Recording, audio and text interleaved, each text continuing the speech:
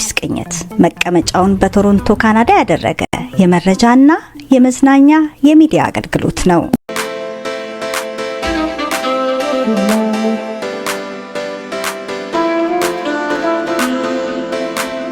አዲስቅኝት በዩቲዩብ፣ በፌስቡክ፣ በቴሌግራም፣ በዋትስአፕ www.addisperspective.com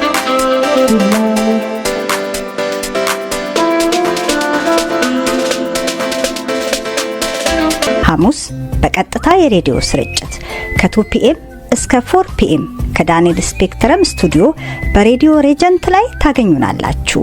ቻናላችንን ሰብስክራይብ አድርጉና ዝግጅቶቻችንን አድምጡ። አዲስቅኝት የሚዲያ አገልግሎት። Thanks all for coming today.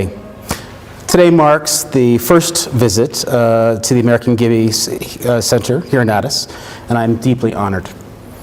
I had the privilege to meet Dr. Abdurrahman, leader of the Yemeni community here in Addis, that has been such a good steward of this building over the last 80 years. Thank you so much. We're also pleased to be joined by British historian Ian Campbell, who I had the privilege of meeting just prior to this conversation, who was instrumental in publishing the story of Cornelius van Engert during the Addis Ababa massacre. Ian, Dr. Campbell, thanks again for coming today.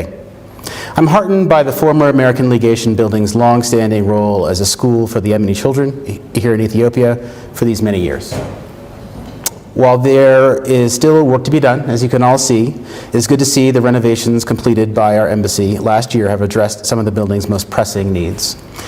Yet this building holds profound significance beyond its American ties.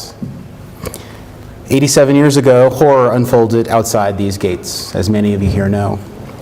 In 1937, rampaging fascists massacred nearly 20,000 Ethiopians over the course of 3 horrible days, in a tragic event known as Yekatith 12 massacre. Thousands of Ethiopians were targeted not for any evidence, not after any due process. At that time, my predecessor, many times removed, U.S. Chargé d'Affaires Cornelius van Engert, bravely sheltered behind these walls nearly 750 Ethiopians from almost certain death.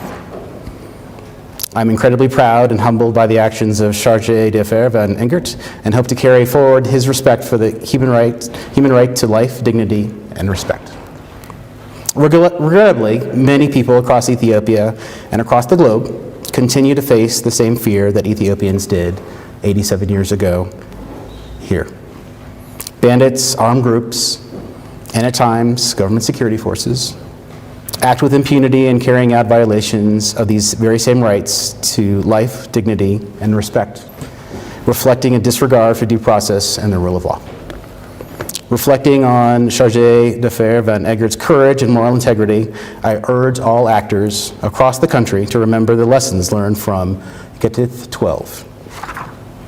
Even in, and especially in, times of war, times of conflict, human rights and human dignity of every man, woman, and child, regardless of ethnicity, regardless of religion or language, cannot be forgotten.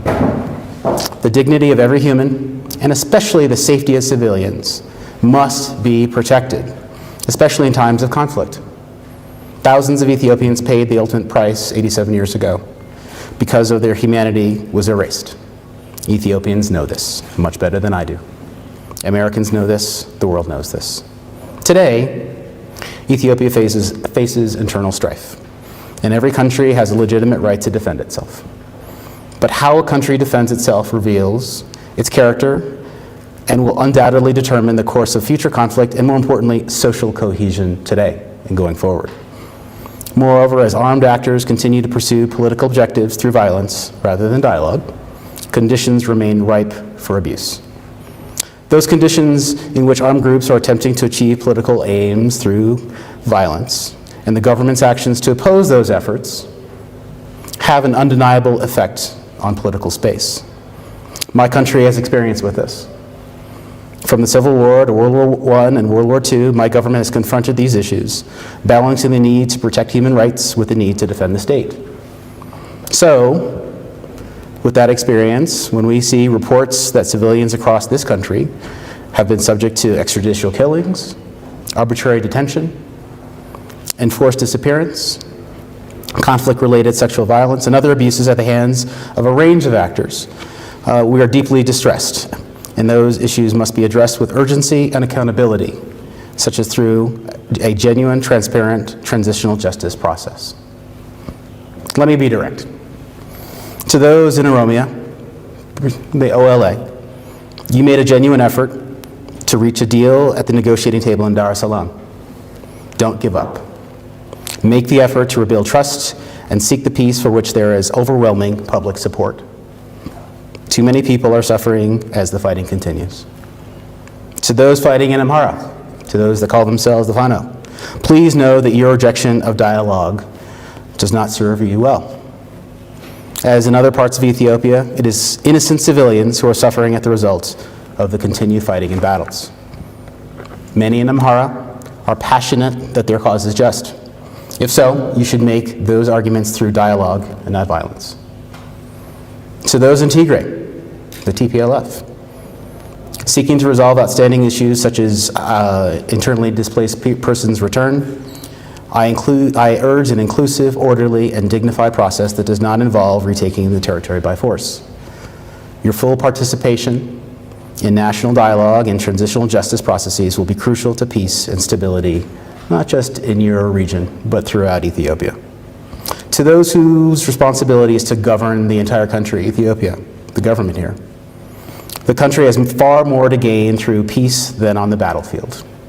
A security-focused approach will not resolve complex political issues. Detaining and harassing those who criticize the government will not resolve those issues that must be addressed. The political dialogue that Ethiopians need could be helped by releasing key political figures. All armed actors are playing a role in driving human suffering, including new population displacements across the country. This must end. I call for an end to targeting schools, health facilities, and water infrastructure, and for full and unfettered humanitarian access, which could include, as a starting point, a temporary nationwide ceasefire. Let me reiterate. There will be no quick wins on the battlefield on any side in Ethiopia. Dragging out the conflict in hopes of achieving one only brings more hurt and suffering on the Ethiopian people with no real result. This is why the time for dialogue is now. All sides should take advantage of the opportunity the National Dialogue Mechanism offers. Imperfect though it may be, they are open to having all voices heard, including armed actors. This is a place to start the road to bringing all sides together for the betterment of Ethiopia. Ethiopia is not alone in facing the challenges of polarization, of hate speech, and of economic hardship that exacerbates our divisions. What defines us as democracies is how we confront challenges with transparency and inclusivity. This is why a real inclusive national dialogue, without conditions, is essential for Ethiopia. Countries across the world, including the United States, must work diligently never to overstep human rights to life, dignity, and respect. Throughout our history, the United States has confronted immense social upheavals as we reconciled our own errors of the past and present. We have faced criticism for having double standards and continue to do so today, including in Gaza. The United States is working every day to bring about a ceasefire and, hopefully, a permanent end to the conflict in that region. It's not an easy process, but we're not turning away from that challenge because it's difficult. Many of you are aware of student protests relating to the situation in Gaza across the United States and in many countries outside the United States. These are emotive issues as governments are challenged to respond appropriately. Responses from authorities have strived to balance the right to free speech with the right to access to education. These are difficult questions, difficult paths to negotiate and navigate, but we continue to try each day. We are committed to rectifying our errors, heal the wounds of the past, and ensure our society is just for all citizens. I know Ethiopians are eager to do so as well. Throughout 120 years of diplomatic relations, the United States has been present in Ethiopia, both in difficult and in joyous times. Both our countries have significant global roles, necessitating careful considerations of how our actions affect the world around us. Ethiopia represents Africa on the world stage. As the home of the African Union and as a symbol of African pride, for many, Ethiopia's actions have a ripple effect throughout the continent and around the world. A rights-respecting, stable, and prosperous Ethiopia is fundamental for the African continent.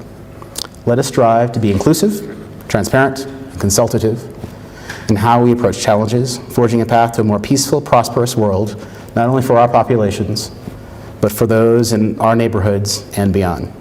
So I call all of us to honor the lessons Ikata 12 and to respect with both word and deed the human rights of all, regardless of ethnicity, religion, language, or alignment. Thanks again.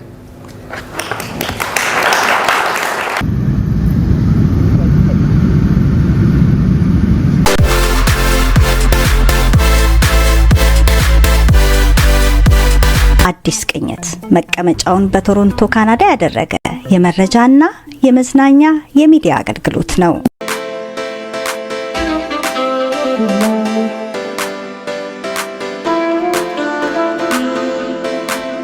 አዲስቅኝት በዩቲዩብ፣ በፌስቡክ፣ በቴሌግራም፣ በዋትስአፕ www.addisperspective.com